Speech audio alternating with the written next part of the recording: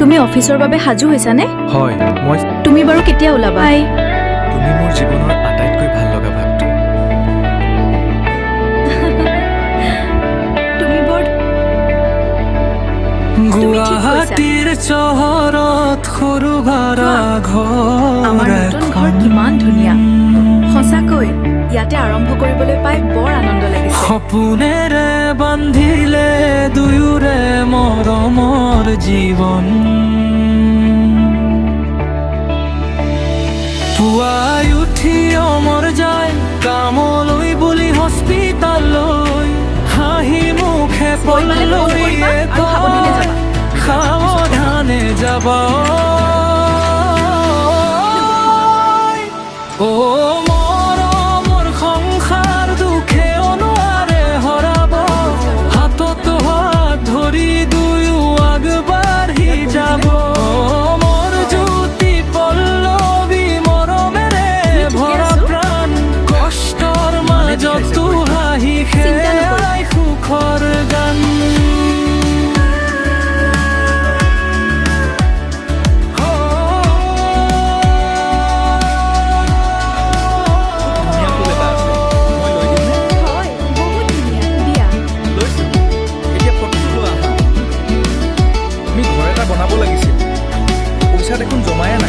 টকা কম হলে মন দুয়োৰে আমি দুয়ো একেলগে চেষ্টা কৰিলে সকলো সম্ভৱ।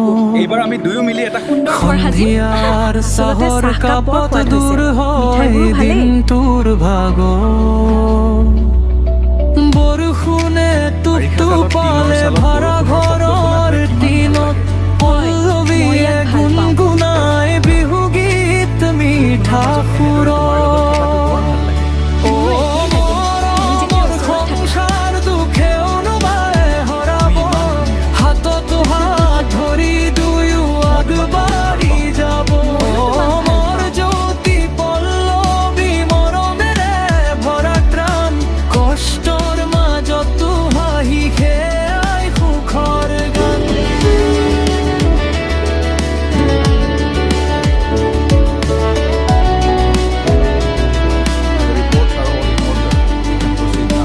হস্পিতালৰ ব্যস্ততাটো অমৰে নামানে সাৰ,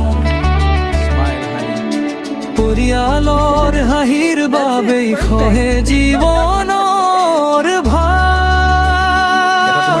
পল্লৱীয়ে কয় তুমি আছা ভয় নালাগে মোৰ, মৰমেৰে বহাৰৰ খনেই আমাৰ স্বৰ্গ জানো।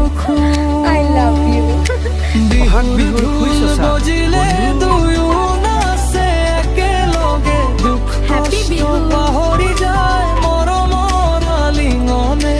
সেনেকুৱা সংসাৰৰ কাহিনী সঁচাকৈ মহান, সৰু সুখতে